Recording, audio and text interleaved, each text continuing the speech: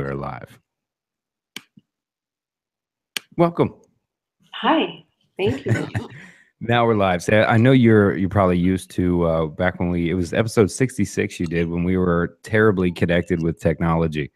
And I always would open with the whole intro thing and da-da-da. It got so awkward. So now we just go live and I'll go and do a post intro after the show is over. So I like the regular conversation. That's why I held out too, right? Before at least I introduced you two. Okay. But I held out going, well, we'll just wait. We'll go live because I haven't talked to you in a while. I just see you on social media and following you. I get updates through Andrew too. And it's hard not to watch all the cool shit you do on Instagram and everywhere else. So how you been, Jill? We got a lot of updating to do and catching up to do. Yeah, last time we spoke, I was in Nepal. I remember exactly. I was in one of my favorite hotels in the world in Kathmandu, and super special place. I don't remember if our connection was bad. I don't really recall. Yeah, it was. We were coming in and out, so you were going off. And what ended up working well is on the back end of it, you could hear you fine. And so it was just when we were going live, what I was hearing. So all your show comes in good with you speaking, but only when I interrupt and talk does it cuts up. But when I was listening to you, all I would get were words in the middle. I get inspiration, lots of people helping, and it's been great. And then I would miss all the middle stuff, and you'd be on this long cognitive rampage, if you will. And then you'd finish, and I'd go, well, I can't say shit to any of that. And yours came out good on the back end. But yeah, so now you're loud and clear, it's good. That's great. Yeah. Well, that trip, yeah, it's great that we're talking because we embarked on that journey exactly 2 years ago, a couple of days ago. So this week, 2 years ago, and it was, it doesn't seem possible that it could be 2 years. It does. I mean, it's just been a flash. And I have been writing and I still haven't published anything. There's still just an infusion and an integration of life lessons and the journey still percolating through my daily life. So it's been an interesting year. I've been back a year, but it still seems like 10 minutes. I still have, I've traveled a lot. I think you see that. I do travel a lot. And I was just in Europe for 6 weeks. Yeah, I'm honestly was trying to, one of my superpowers is to feel empathy. And as you were talking there, I just couldn't, I didn't have empathy because you had traveled everywhere. And I'm like, well, shitty for you. Shitty for you, Jill. I'm sorry, Well, there are some downsides to it. And, you know what? That's what I actually would like to hear, right? Because I've done a little traveling here and there, but nothing like the global tramp that you are. So, what's that like? I mean, what are some of the bad parts, right? There's enough travel bloggers, right? I feel like I can travel anywhere in the world through Instagram, right? But what's the like we were talking on the podcast with Chris about what the real story is like behind trying to run a podcast and how much work and goes behind it. What's the travel life really like on that side? Well, that's a great question. And I am fortunate to have a community of travelers as well. So a lot of what I'll share with you is my own personal experiences, but as well as insights I've gained from other people in the world of vagabonding, so to say. Great book, by the way.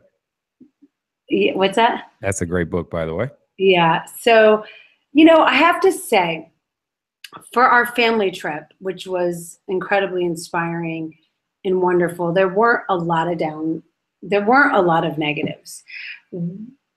We were really lucky. We talk about that. When we embarked, I said to my husband the other day, I was like, dude, we left 2 years ago today. That was just 3 days ago. And he said, that was scary. And I said, what? I was so surprised because he's not afraid of much. I said, really? Like, what was scary?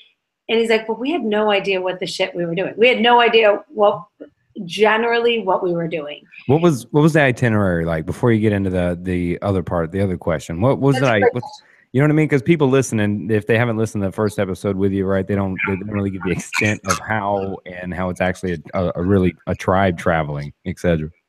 It is. And there's a skill, there's an art, and there is a method to a world trip. And intentionally, when we left, I knew I wanted it to be a continuous journey around the world. So that was our format.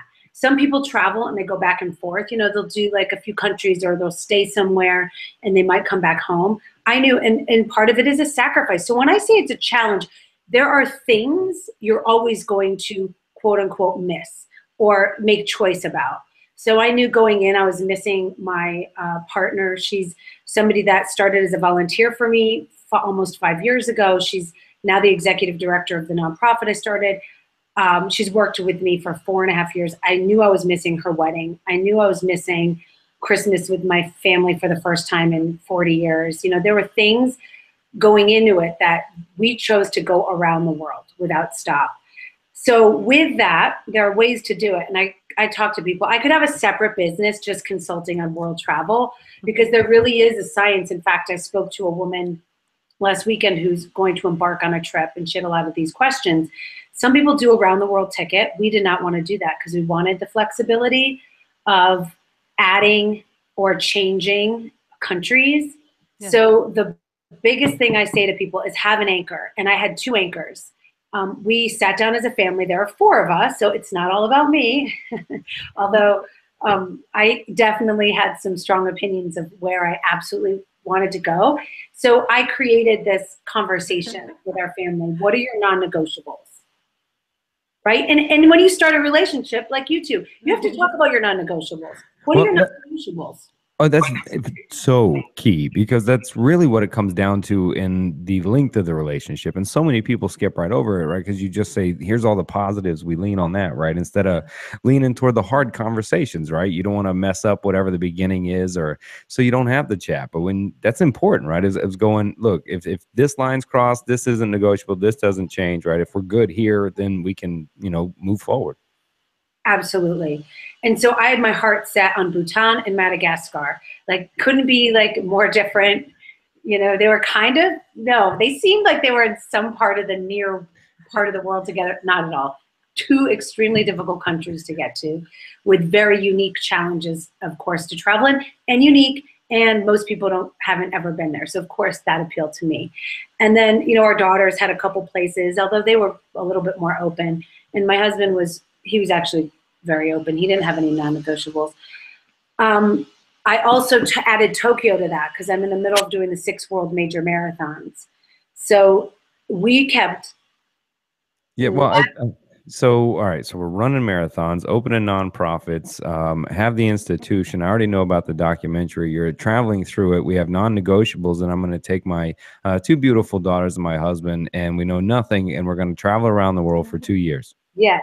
That's okay. I have to say, I listened to a little bit of the podcast, and I did hear, though, in her voice, the instant, oh, America. I could hear that when you haven't seen someone for a long time, that instant hug when you hear their voice. Yeah, because hear that. That's we be hard. We were just listening to your old episode, and you hadn't spoken to an American. I think it had been a long time, and so the first one was myself on the podcast.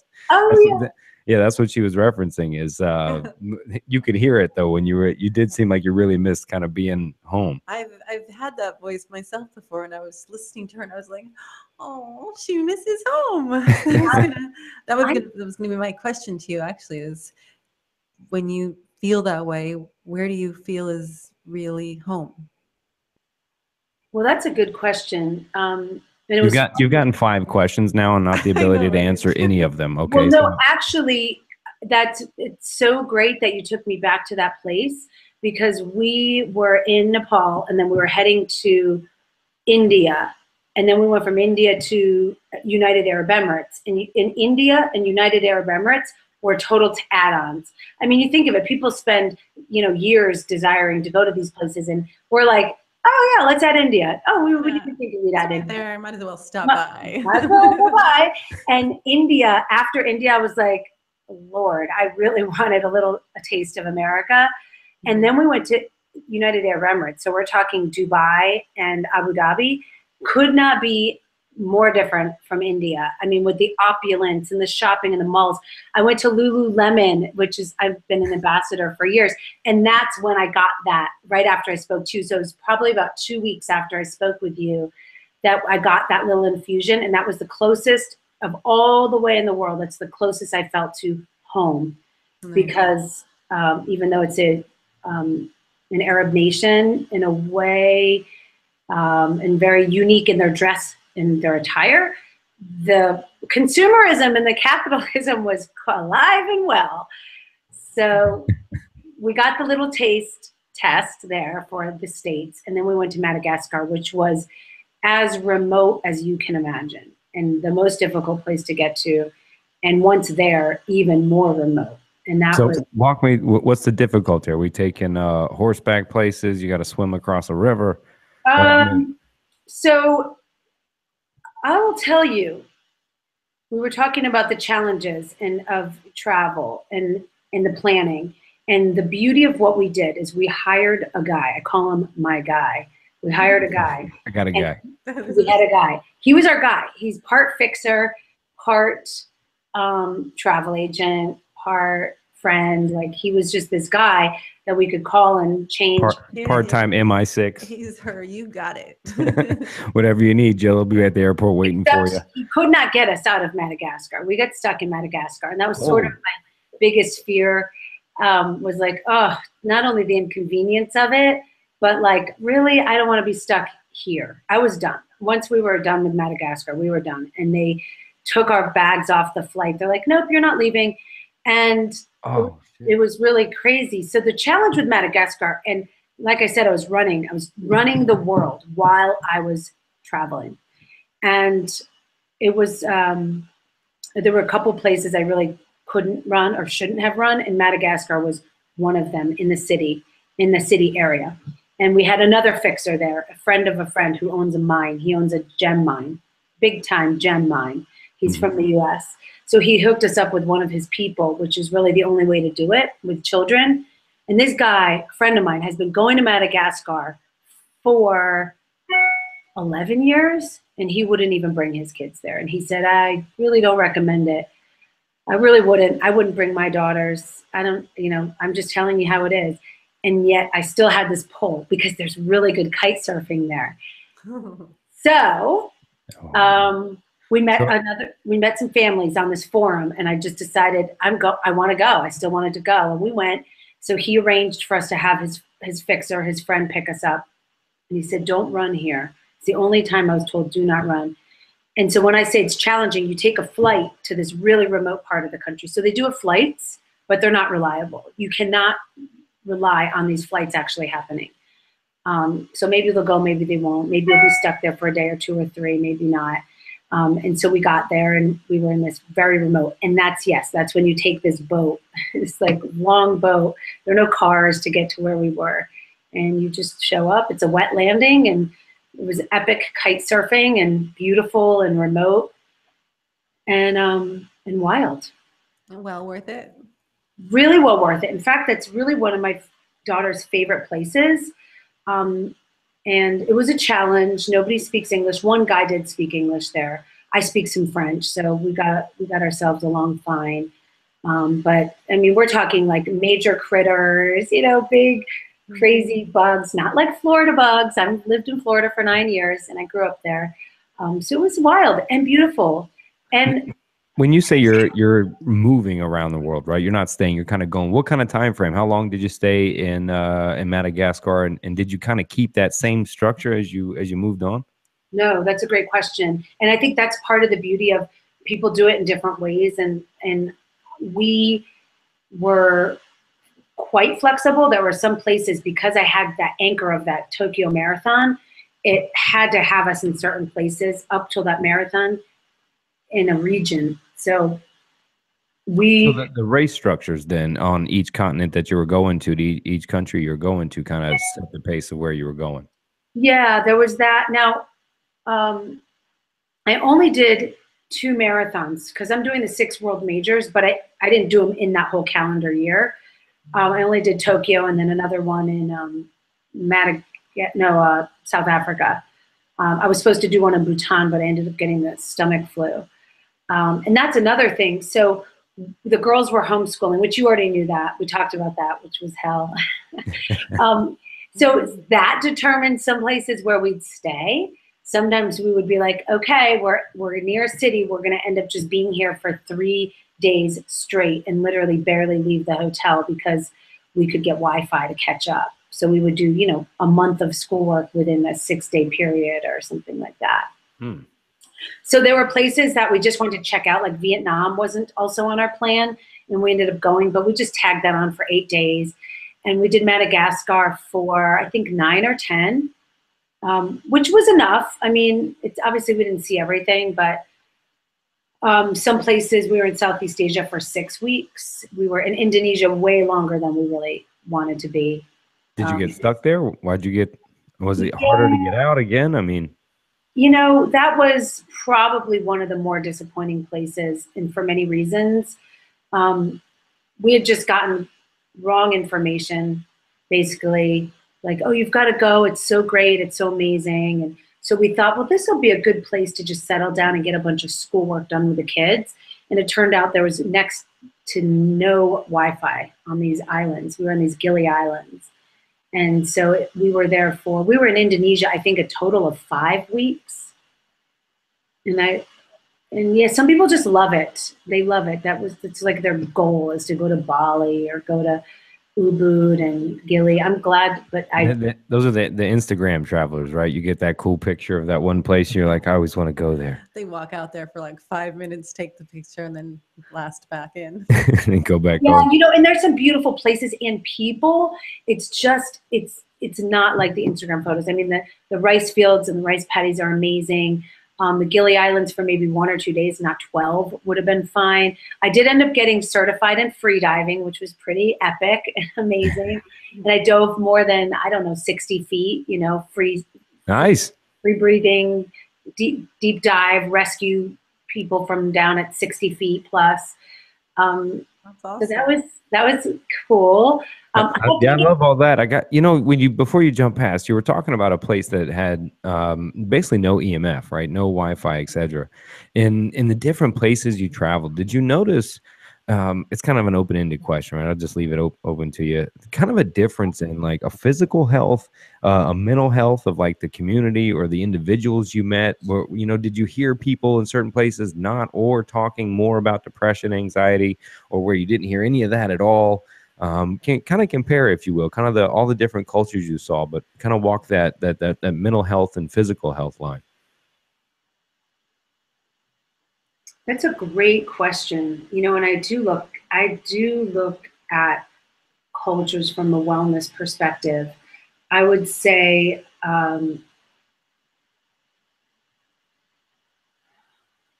the more connected people are to nature and outdoor oriented cultures, yes, there's more of a community support network, general joy, well-being.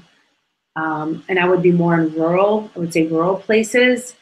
In a lot of cities, of course, there's a very similar trend of hustle, bustle, walk past, not a whole lot of eye contact. In general, people in New Zealand, everywhere we went, were just great.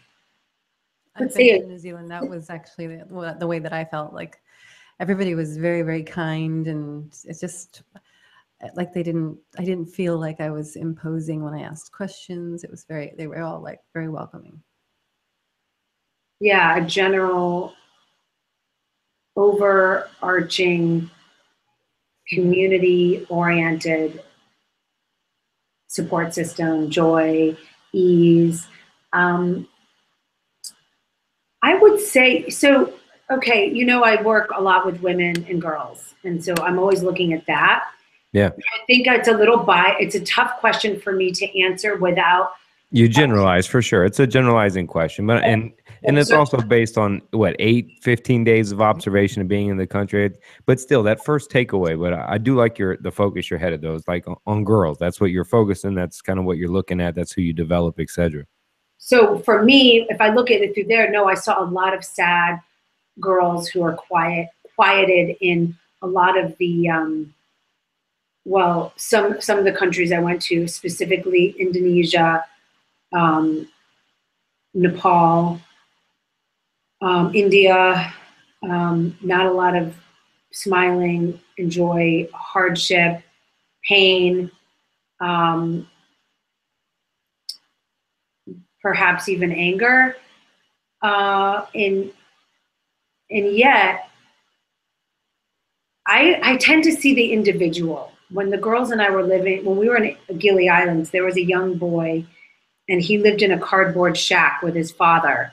And he became like my third kid. He was over at our little place that we rented every day.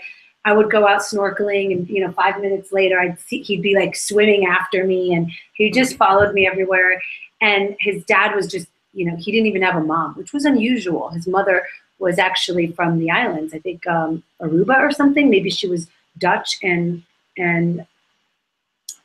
she left. She never was a part of his life. And he just had this very simple, complete, absolute joy and gratitude for his life. I mean, they didn't have any electricity, no toilets, no running water, nothing. And so there's a simple,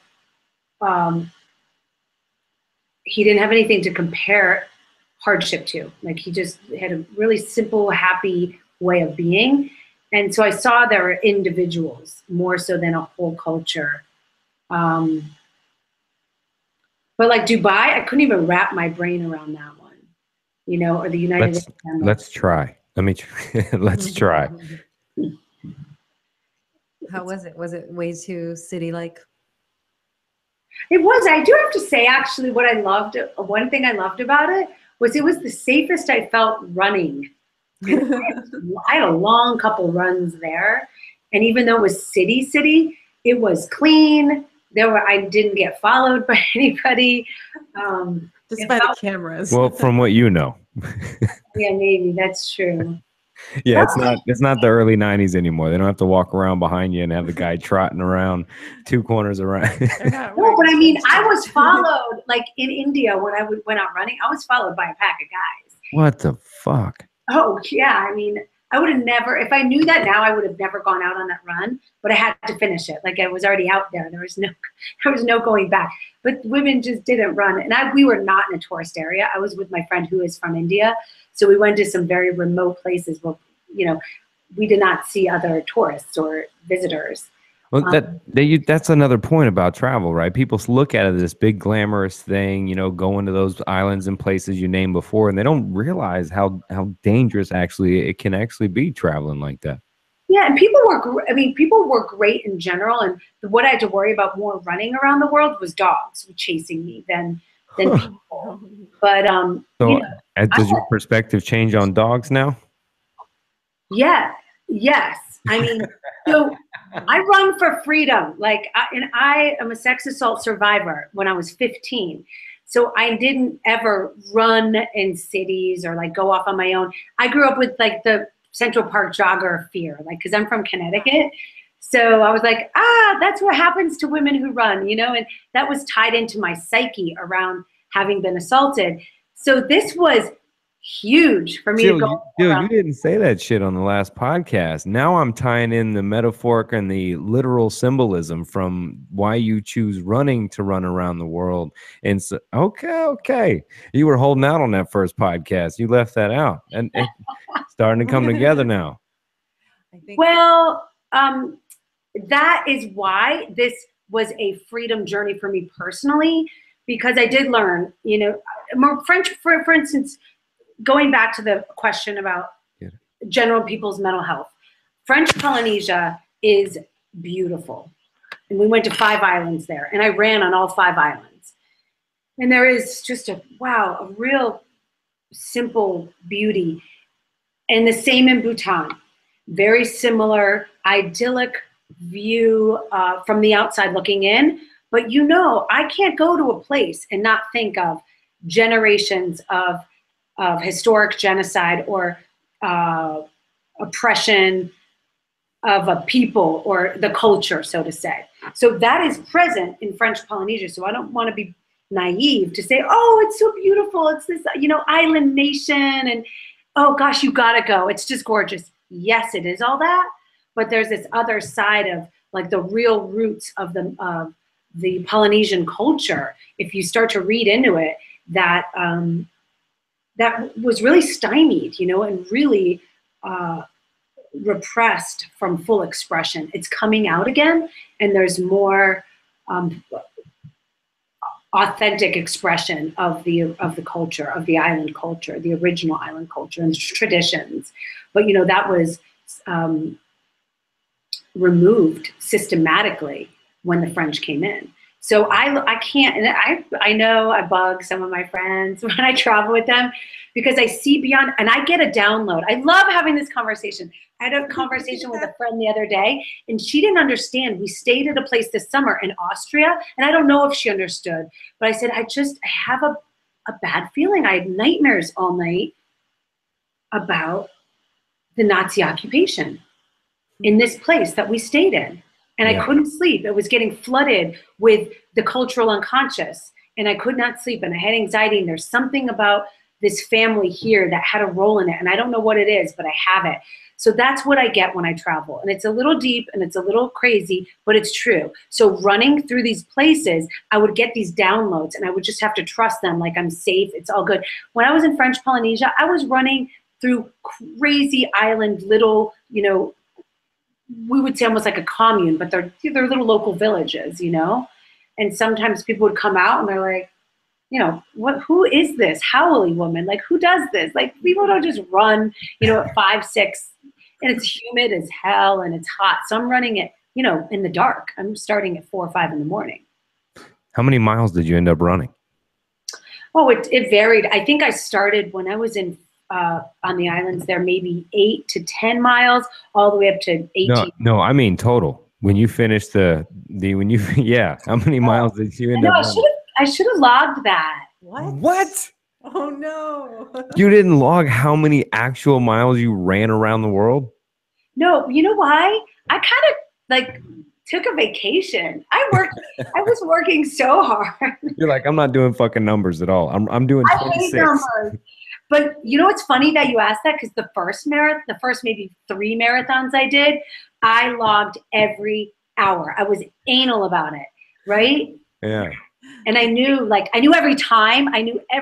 Not just the hours, but how fast I did every training. Did you start to become that woman that when she's jogging behind you that yells, to the right, to the right, to the right, to the right? Remember that movie? Did you ever see the movie Spanglish?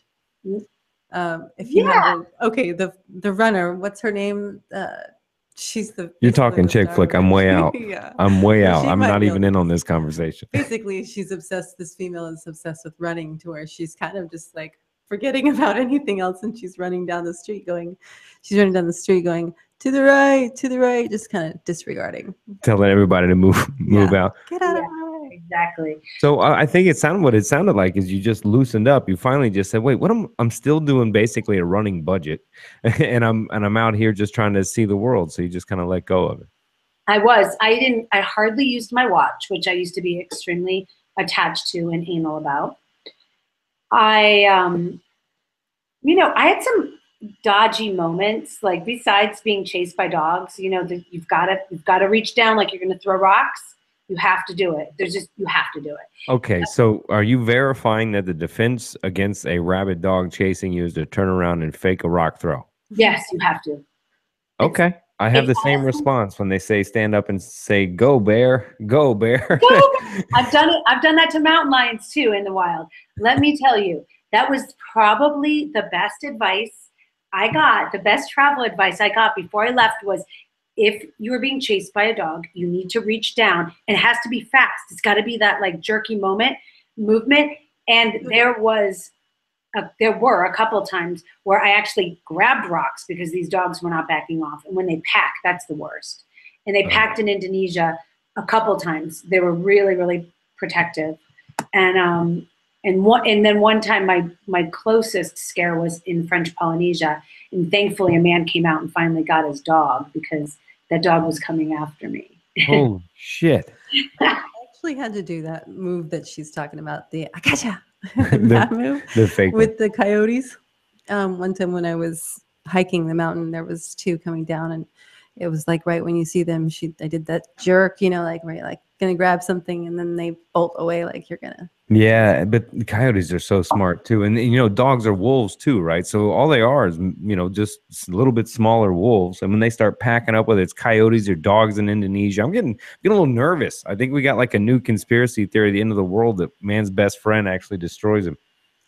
Okay, that's so funny. But you know what's so interesting is really the ones that went after me the most were connected to a property. The stray dogs were just, they're like, dude, they've been beat down so many times or neglected. There were a couple countries, you know what? I became almost like a caninological, not a sociological study, but a caninological study, because I'm like, oh, the animals in Bhutan are so peaceful. Well, look, it's a Buddhist nation, and Bhutan is just, I mean, it is beyond peaceful, gorgeous, and you just amazing. Got real peaceful talking about it.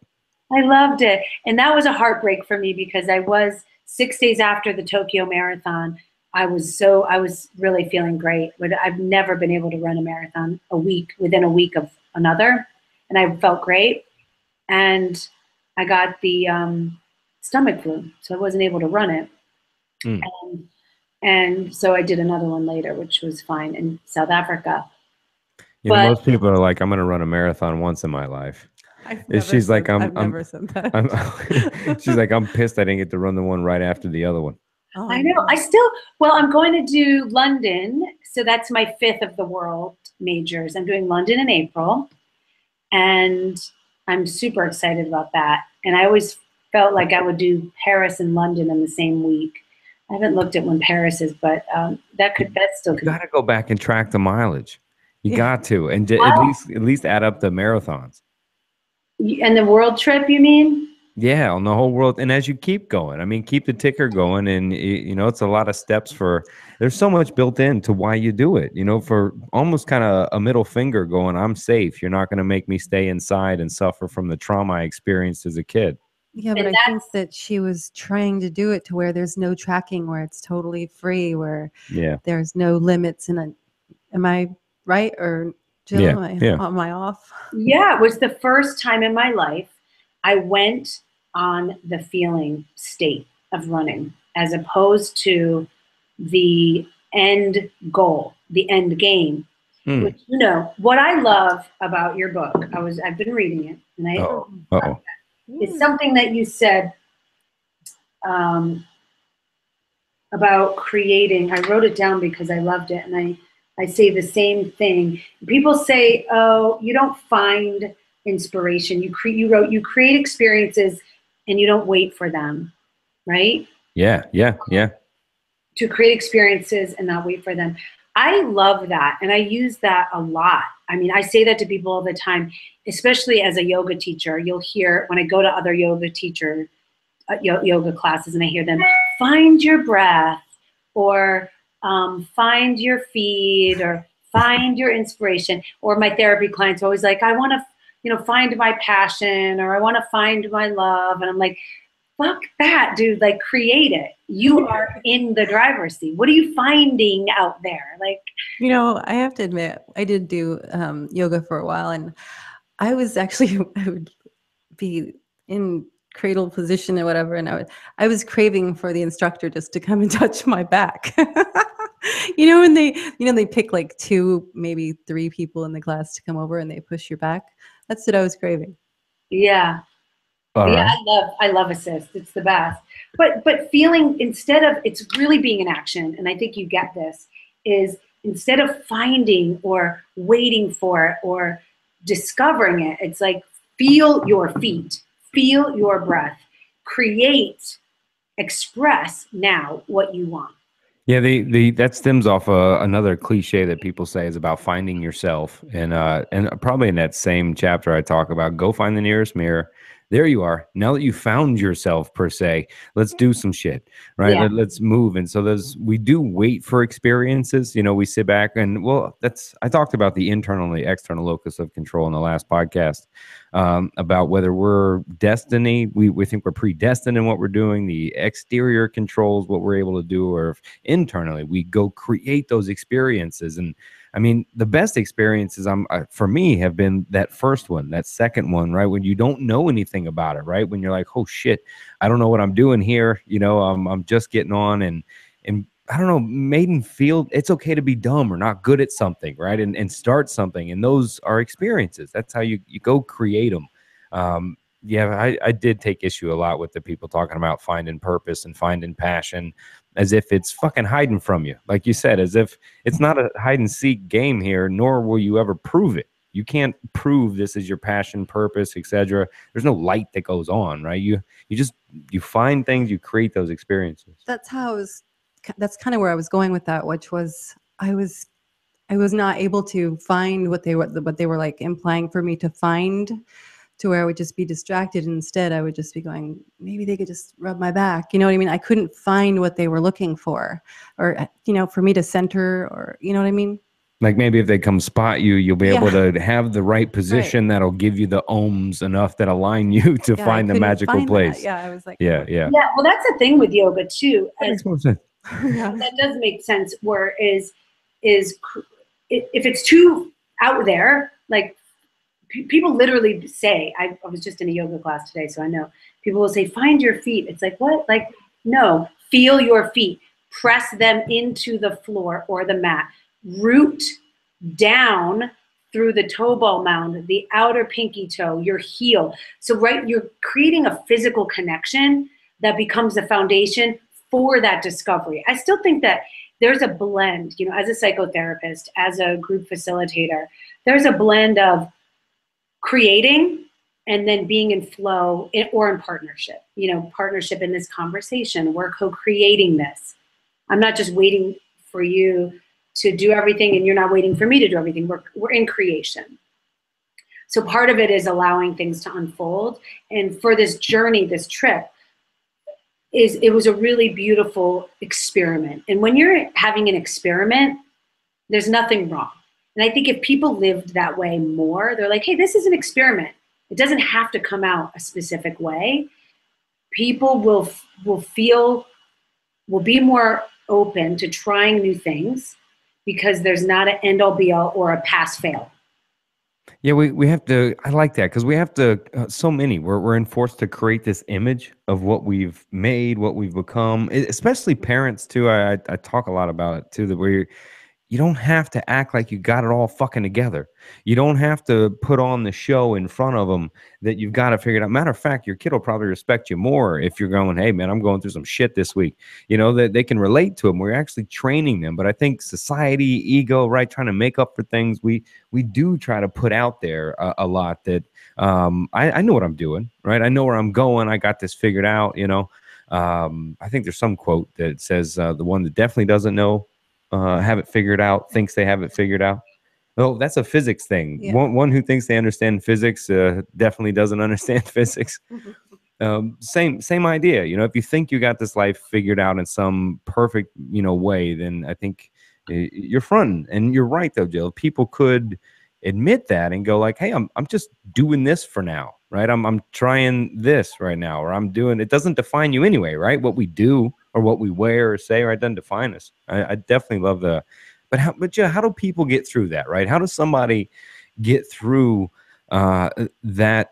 Call it a social construct, call it a personal construct, right? How does someone get through that facade that they build up, that they have to act like they got it under control or know exactly what they're doing?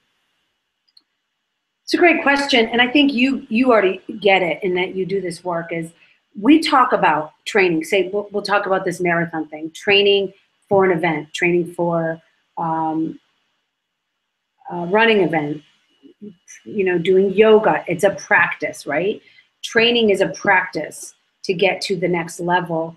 Getting a master's degree in psychology, which we both have, that's something that we trained for. We practiced. And that's something that I also love that you bring up in your book is you talk about not just studying, like there is self-study for sure. Yes, there's self-analysis, there's self-discovery, but the part that I love that you get that is more probably connected to the cognitive as well is we're in psychological training always. And when we're in training, we don't have to be perfect. Again, going back to that experiment.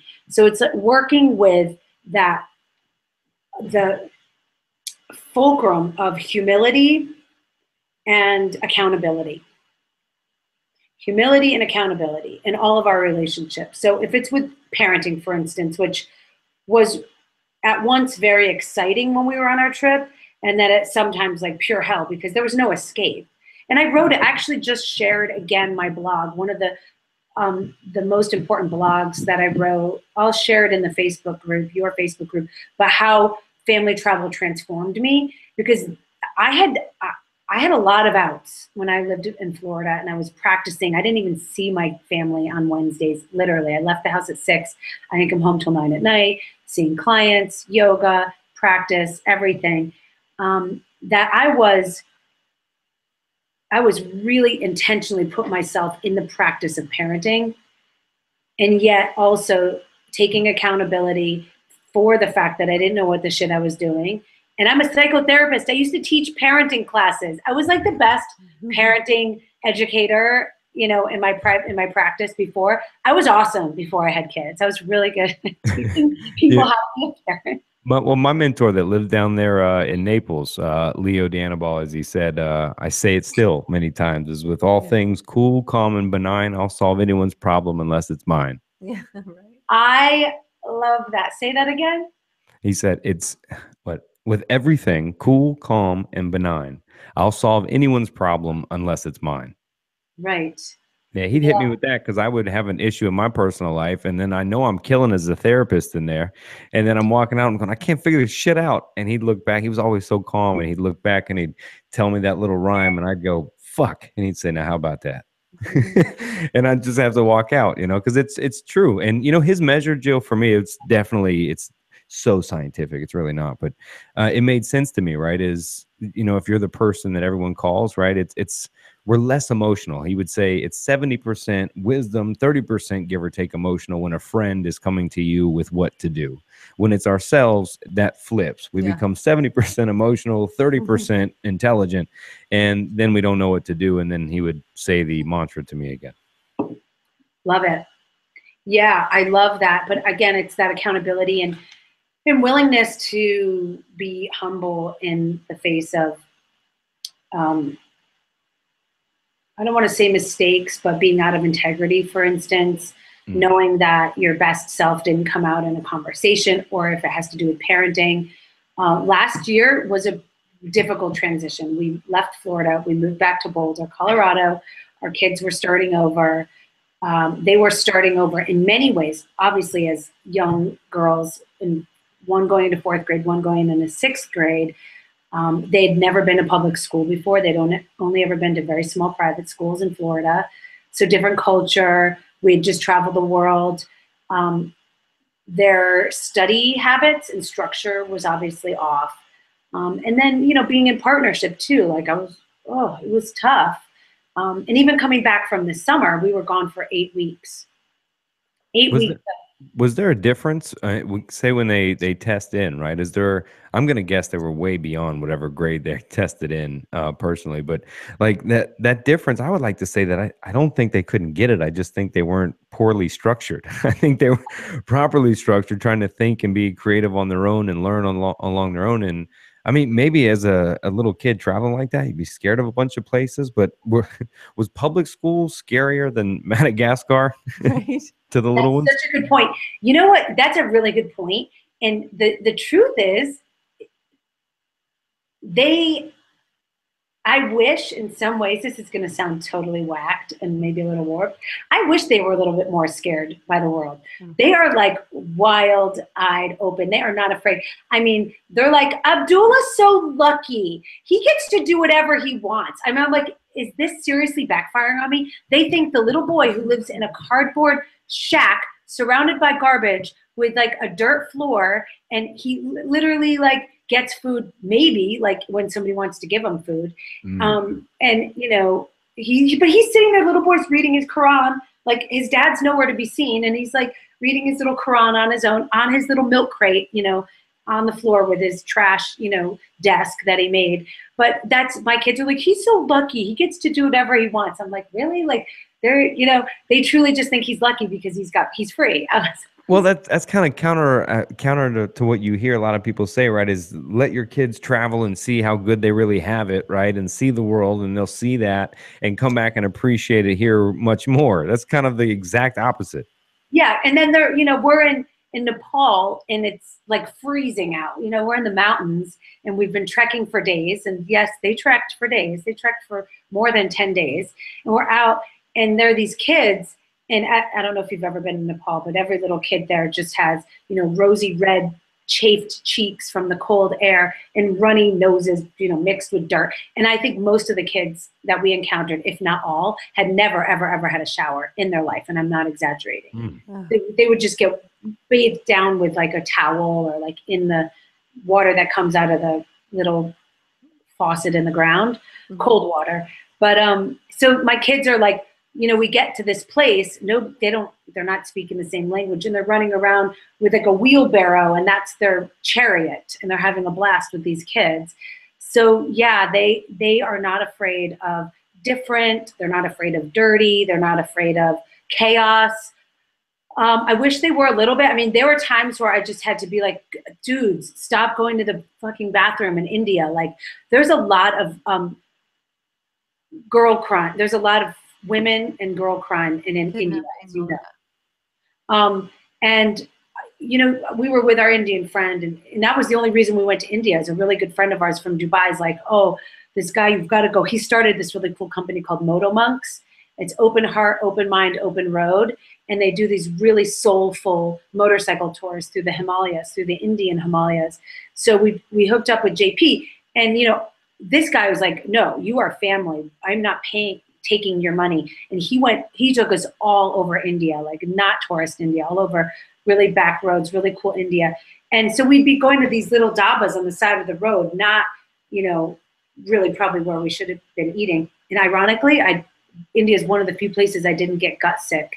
And I ate, you know, off the street the whole time, like this side road, the dabas they're called. Okay, but yeah, for a minute I was like eating off the street, and my God.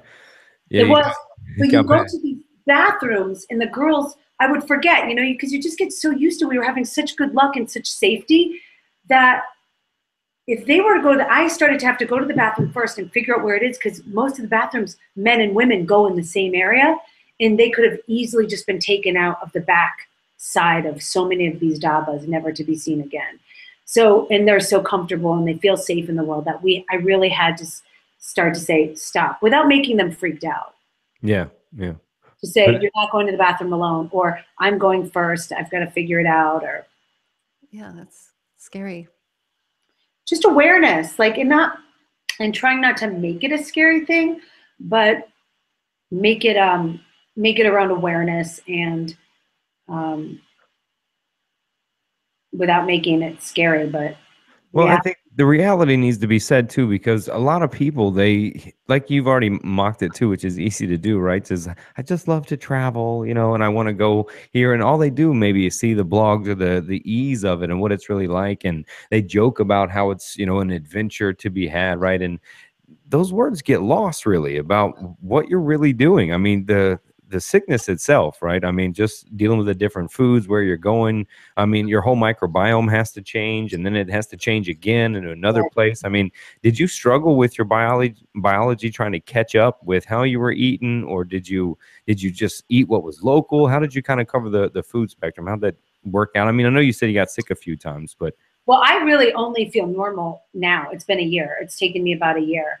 I was quite sick when I got back. And then besides the dengue fever took a toll on, you know, I lost half of my hair, which happened after I saw you in March. Holy shit. But you just blow through that shit, right? Besides the mosquito-borne pathogen that almost wiped me out. Yeah, probably 2 weeks after I talked to you in that March. So that April, we were in Madagascar, and my hair was falling out. And I mean, handfuls, not like a little one or, a little bit here and there. So we finally figured out it was from the dengue fever. But yeah, I got sick. I mean, it took me about a year to get back to normal, but I just ate whatever, I tried to. I was primarily plant-based, which made it a little bit more challenging. But maybe safer though too along the way. I don't know.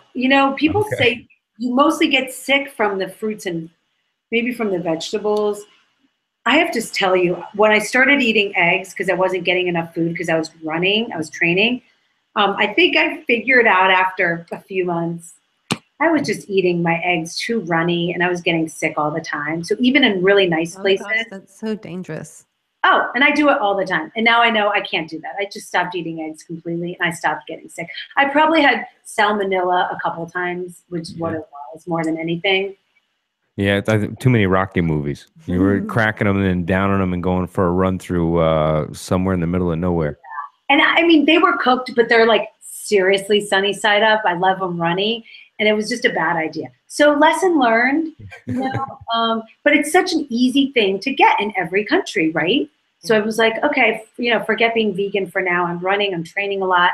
I don't want to just eat bread, 5 times a day. And so that was my solution. And then I really did. Once I scaled that back, I was getting more well. So do you prefer the home, the stationary?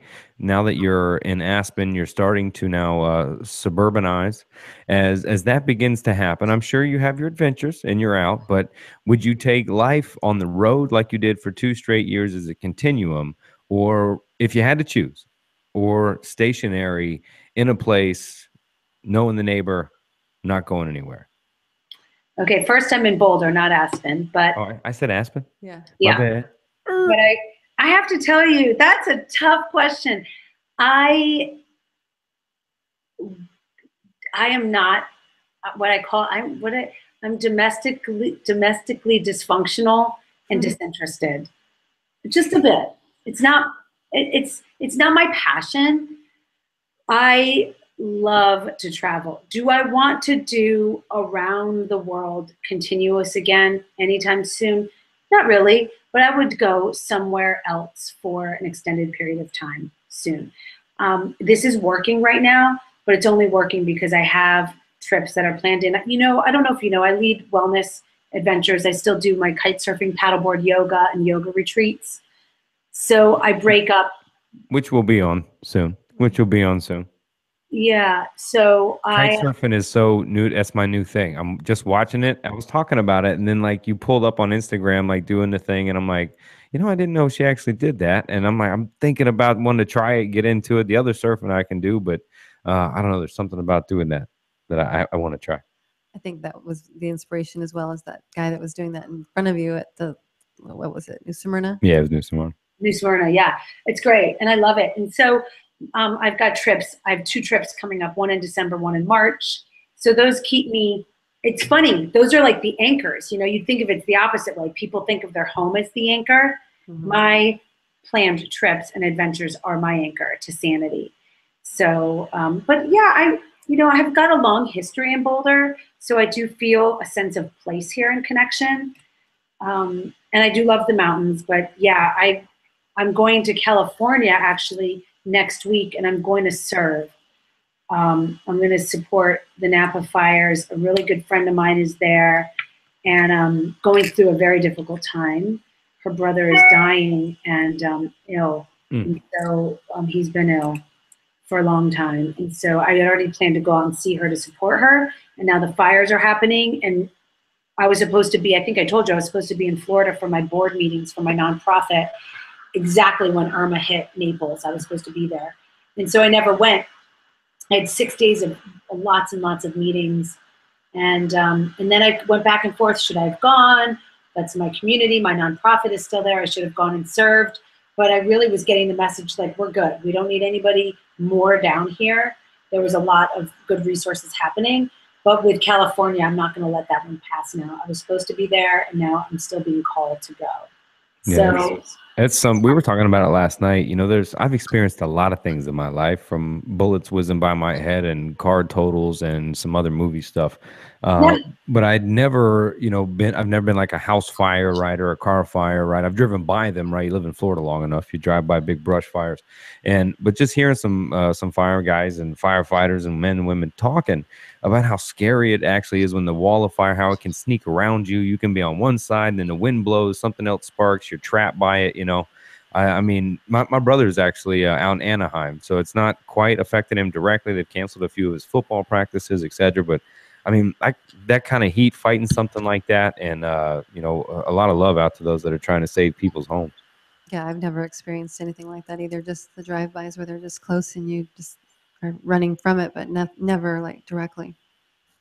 Yeah, it's heartbreaking. Well, did you see that did you see as you ran really around the world, right? I mean, especially if you watch the news today, right? It's hurricane, earthquake, fires, war, bombs, right? As outside of the media that's pushing the entertainment that we call, news, really, it captures our attention, so we watch. But as you ran around the world, did you feel almost like what's your, I don't know, your global takeaway from each place? Are we uniting? Is it more divided? Is it really that bad out there, right, as it's perceived on media, etc.? Kind of your 2-year step back of going, are we going up? Are we going down? That's a great question. In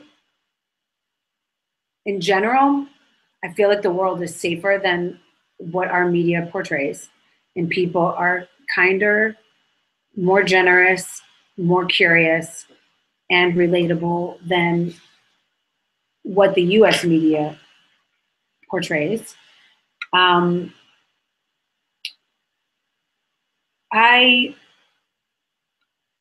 can't even tell you how many countries I've been to in the last 2 years, maybe 36. I have it written down. I just don't have it off the top of my head. Probably 36, maybe 37, at least, maybe closer to 40, actually, just in the last 2 years. What we need, what's worse, and I'm just not going to sugarcoat this, is the overconsumption and use of plastic and disposables, everything from paper, specifically plastic, to crap, shit that we don't need. And it's heartbreaking because even in Fiji, which is actually some of my best runs there, really beautiful place there, and I felt really, really safe. Finally, the dogs, after 2 weeks of being there, the dogs made friends with me and they stopped chasing me, and we became buddies. But they were a little harrowing, those little guys. Plastic just showing up, and because it's easy and it's quick, and so it's heartbreaking is seeing these more remote cultures and villages and settlements adopting the easy way of the Coca-Cola, the bottles, water bottles. Oh my God, it drives me mad. So even just in Europe, I mean, I think that I have this idea that the US is worse. Like, we're the worst offenders, and we are pretty bad when it comes to consumption. And compared to, say, like Nepal, even India, they have more people, but we're consuming a lot more resources. Oh shit. Is Europe too. I mean, they've got a lot that they need to do. I mean, I was in Greece this summer, and there was like so much trash and so much crap and so much mindless, consumption and partying and drinking. And part of me is like, oh my God, it's just, I don't ever go on vacation, ever. Like, I'm always in observation. And when I say vacation, I mean like vacate, consciousness. Yeah. I'm always just aware of like, what can I do to make this place better?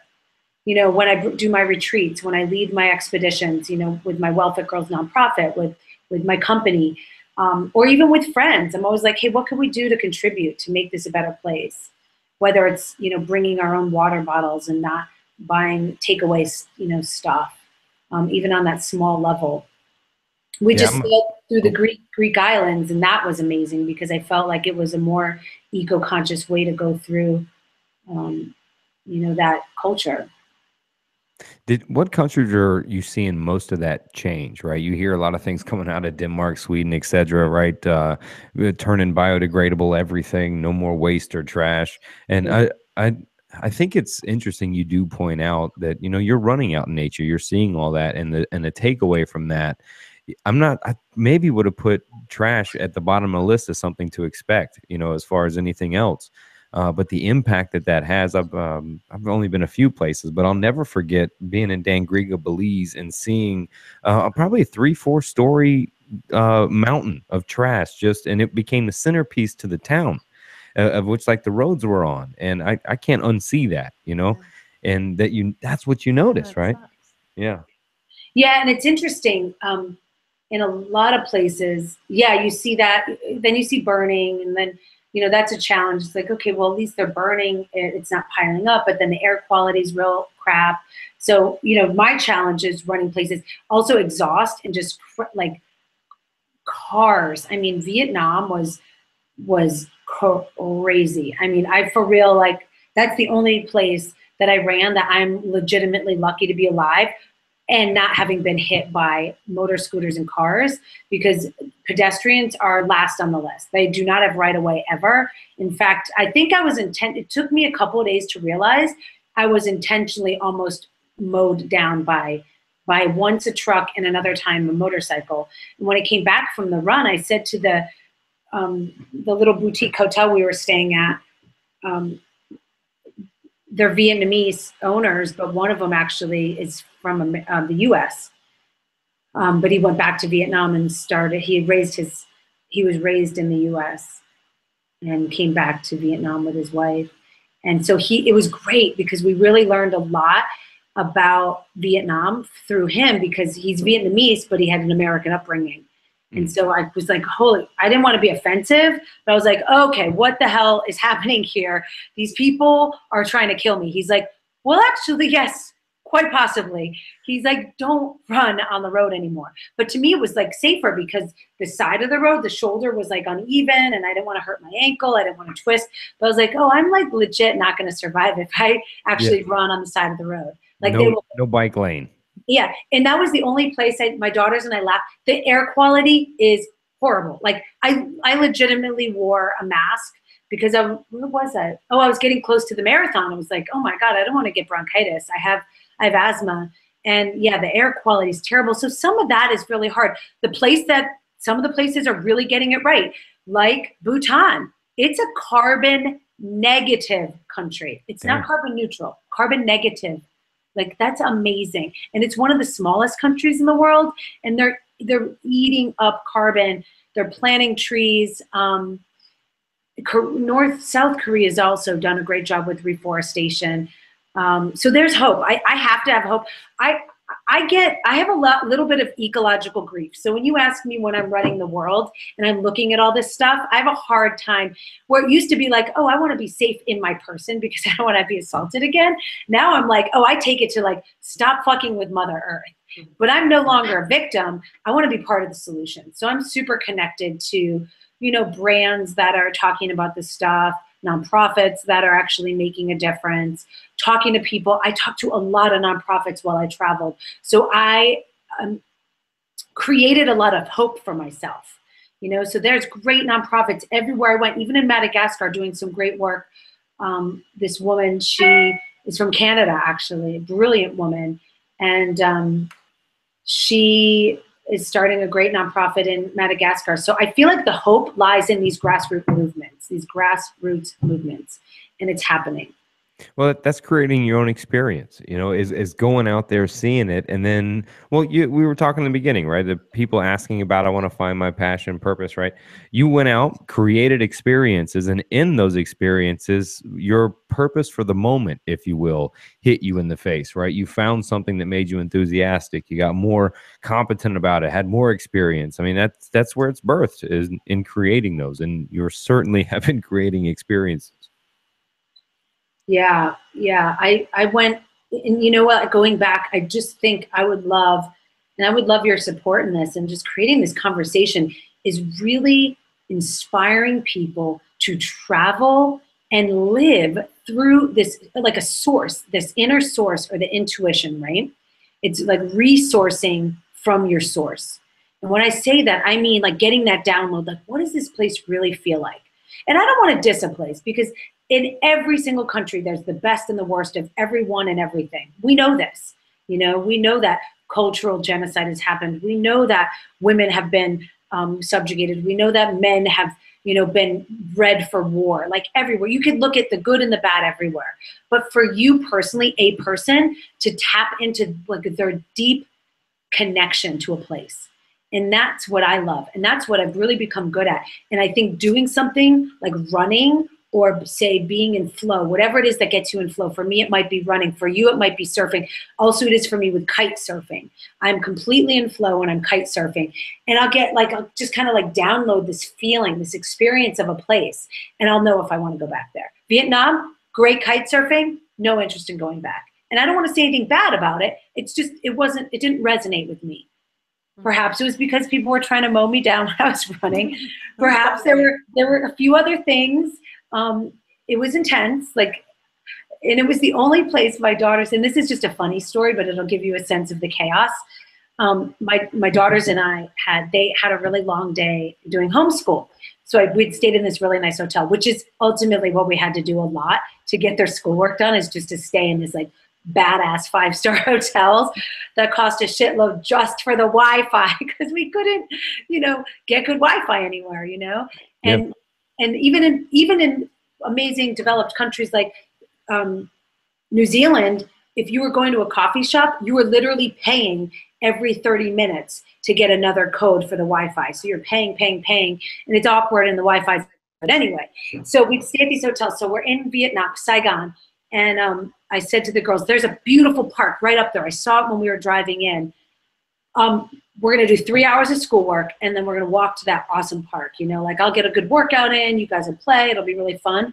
So that happens. We walk up the road. It's like a 3-minute walk, and we're waiting at this crosswalk that appeared to be a crosswalk, and we're waiting and waiting. I'm like, am I being punked right now? Like, no cars would stop. I mean, it wasn't even cars. You know what it was?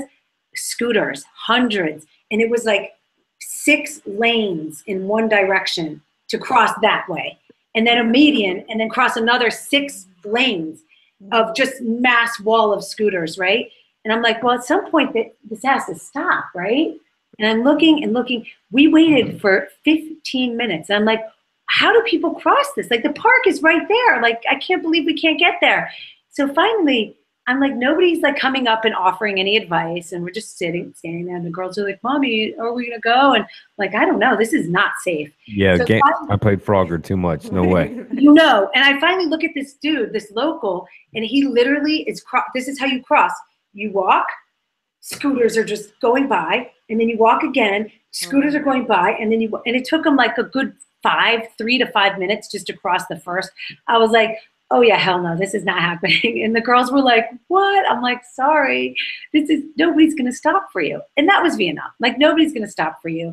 It's a very interesting place. And not that we met some good people, but we actually met a guy there that's just stayed with us a month ago.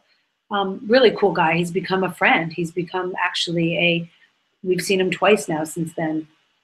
But in general, I get a download. And I really encourage people to follow that feeling place when they travel, or when they get that intuition about a partnership or a job or a new relationship.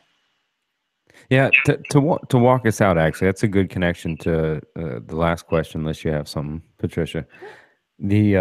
How do you, for you personally, walk the balance of understanding the humility of knowing what we don't know, but also the confidence in self, right? To trust the intuition, as you speak about trust, right? Trust our thought, or trust our belief, etc. How do you walk that line? It's a great question. So I didn't tell you this, but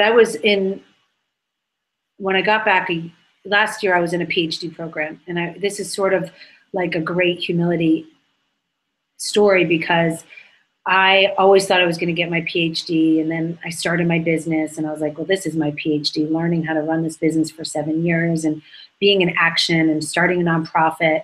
But I still felt like, wow, I could really do more on a global level if I have this doctorate. I could teach at universities all around the world, and it was in sustainability education and leadership. So really creating action for the environmental movement and the eco-sustainability that we need, and a systems approach. But what I realized is, wow, I know so much less, which is great and intimidating.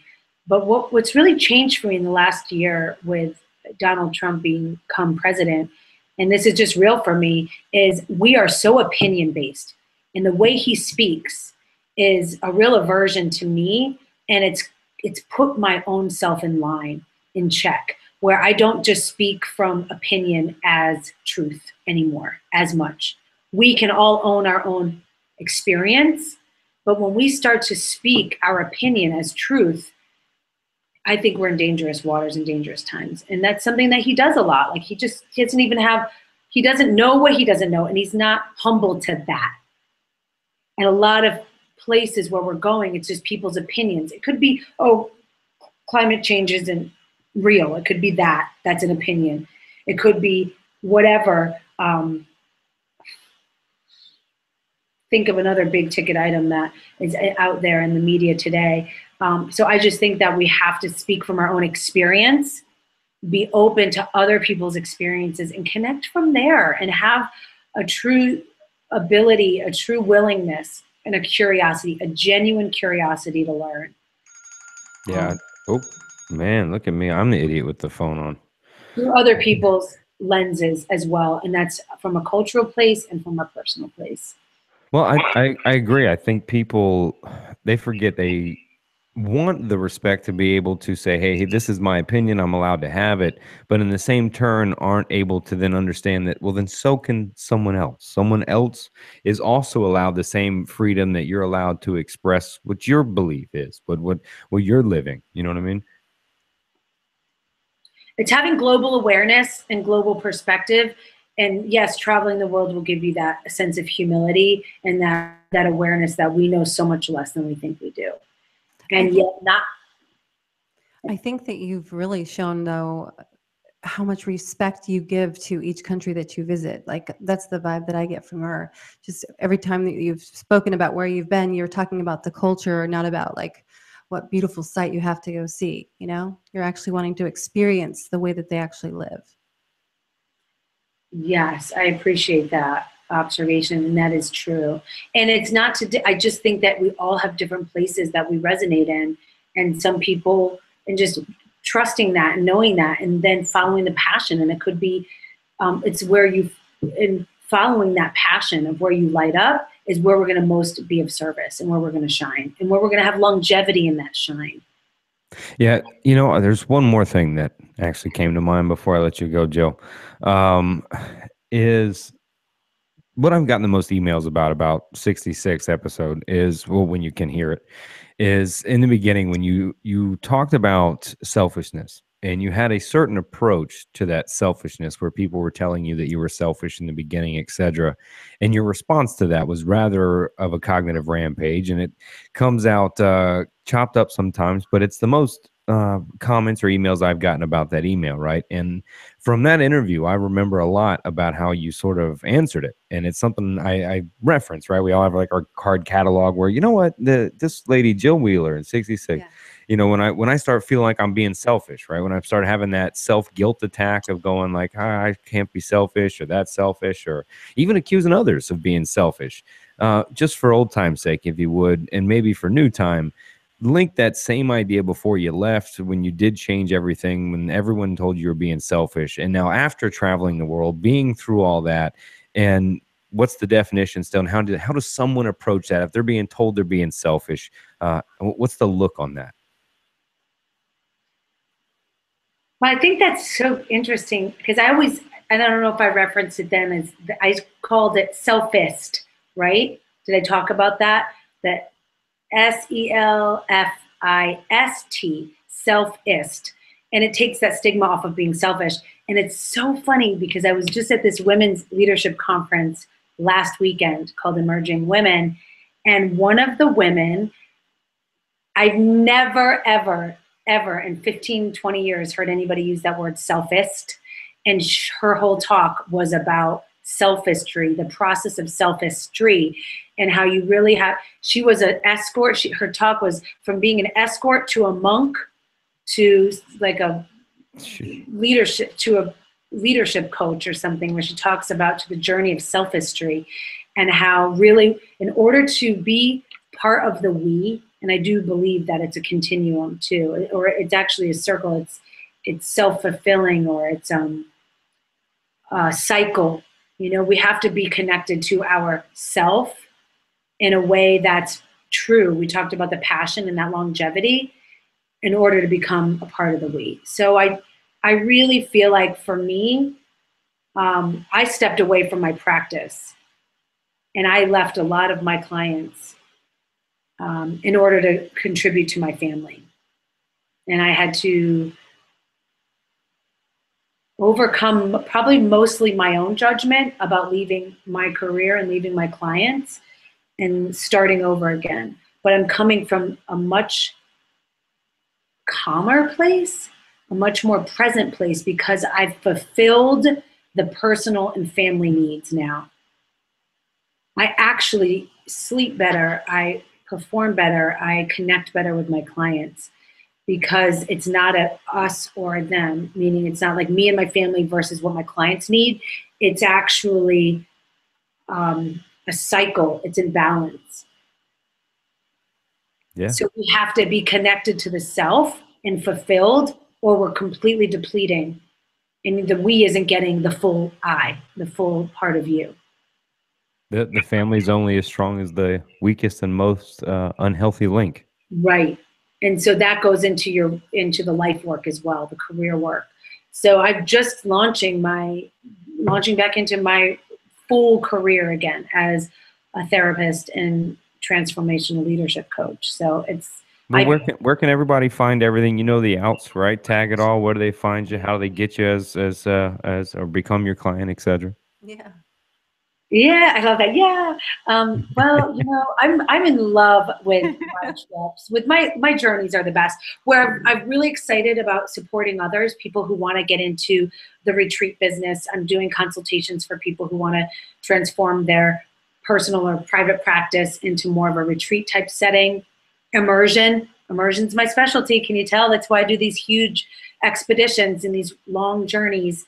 I believe in, so if I'm a therapist and I see someone, you know, for 3 months, for 1 hour a week, that's 12 hours. Or you can go on retreat with me for 6 days and you've got me for, 80 hours. That's a really good deal. Well, too, think about how many women waste, or even men for that matter, waste money on things that they're trying to go and find exactly what you're going to provide for them.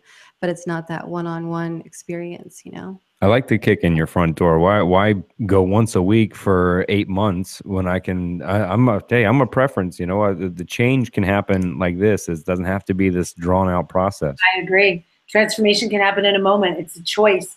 So I lead trips. I've got Baja coming up December 7th through the 12th. I've got Baja again, which is paddleboard yoga, swimming with whale sharks, which is the most amazing thing in the world. Swimming with wild, and of course they're all wild, all completely wild, sea lions, very remote, beautiful part of Baja.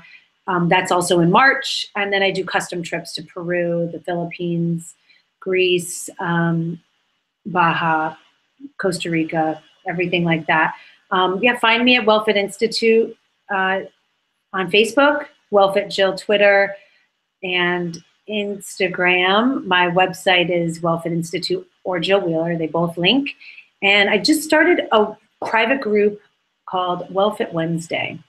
And that is an extension of the work I used to do with women. And it's mainly for women. And I'm considering doing a men's group if you think that I should do that.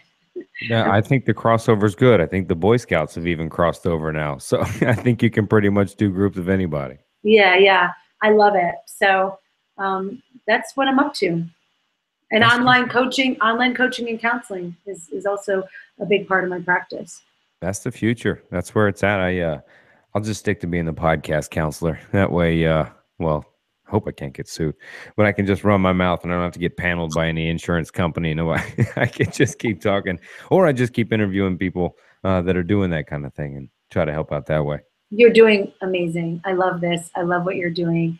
I love your book. I'm welcome. I'm super happy for you too as well. You're actually just as amazing as he described. A lot of times, just it's like he was saying earlier, one of those names that comes up where he's like, "Oh, you got to meet Jill. You got to," and I'm like, "Who's this Jill?" Yeah, it was yeah, my Patricia's going through it. She's toughing it out. We were playing let's just call it extreme frisbee. That's one of the things. We'll take the dogs out and just go play. And we do that too. Well, we it's fun. I love getting away and doing it. And she goes basically horizontal in the air, like it's the Super Bowl, and goes out for a catch. It really could have let it go. Makes a heck of a jump, goes horizontal, tucks her shoulder, and basically fractured her collarbone. And this was Sunday, so this was just 4 days ago. So it's all swollen up there. And oh my gosh.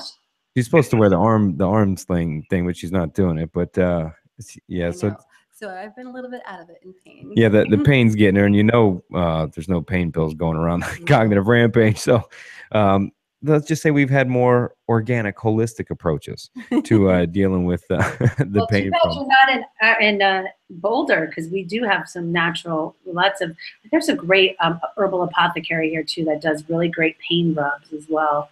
Oh, yeah. Nice. Yeah, we the weather's good for it down here, and unfortunately, they just haven't come around to legislation yet, man. Hopefully, they'll eventually do that and wise up. Yeah, for sure. Well, you'll have to come out, Patricia, and visit. We actually, and something we play on our retreats, one of my partners and I, we talk about extreme frisbee all the time. It's so fun. I can't believe you guys just love playing with me then. She'll give it her all. Well, yeah, I did that too, and I was going for one a couple months ago, and this out of the blue, this dog came out of nowhere. What's the guy checked me while I was in the air. I was like, ah! And I went down so hard. I'm shocked I didn't break something. She's the dog whisperer. What is up with you and the dogs attacking you, Jill? Well, he was going for the frisbee. And okay. I thought maybe he was going for you, and then no, we didn't know. He wasn't our dog. He wasn't with us. He's just like the most extreme frisbee playing dog ever. And he came out of nowhere. We laughed about it, but in the moment it was like, oh my God, what just happened? Yeah, because that's when you get injured like that for a minute and something's broken or fractured, you're kind of like, all right, how bad is it? Do I have all my parts? Can I move? Well, I hope you feel better. Oh, thank you. Yeah, I'm sorry. I'm a little bit out of it, but I do appreciate it. I was wanting so badly to meet you, but I knew I just didn't have that time. Yeah, I was like, come on, you'll make it. And, uncomfortable is where the change is, And she's on there like, yeah, fuck that. Yeah, getting comfortable with being uncomfortable. That's one of our taglines. You know it. Jill, I appreciate you coming on and sharing. I am just so inspired by you as always. So thank you so much. Anytime you got something new, yeah. All right. Thanks, guys. Bye. We're out. I think, I had to help you at the end. I knew you're struggling with the pain. We're still alive. I knew you were struggling. I was trying to hide it, but I was just like, I know, but I don't take anything. It's just going to go away. Gotta go put my sling back on. Yeah. Well, let's not be live anymore, but I told you, she's fun to talk to, right? Yeah, she's awesome. I could see it in her eyes when she would talk, and just, you could totally feel it. Yeah, she talked about her childhood, I think, a little bit on the first podcast, and just kind of defiantly will be joyful. You know what I mean? Like, I have to do this. Well, you saw it. Well, I have to go. So, I mean, I don't know what you got to do, but I'm going. Like, you guys can go to these two places or this one, but I'm going this place. And the change that, not just observing, right, but then coming back and going, look, we got to do something now, right? That's our famous line. Right? we did something. All right.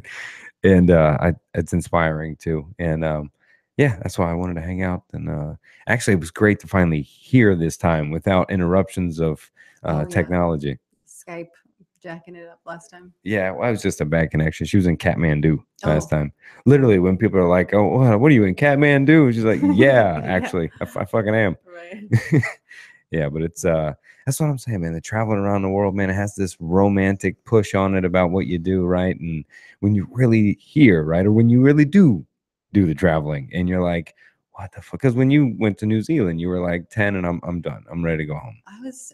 I mean, it was beautiful. I got to experience it, especially it was for a wedding. So it wasn't like I had to really pay for that part, so it was a great experience on that side where I could actually enjoy myself. But by day 6, I was like, I want to go back home. Back to my own bed. Yeah.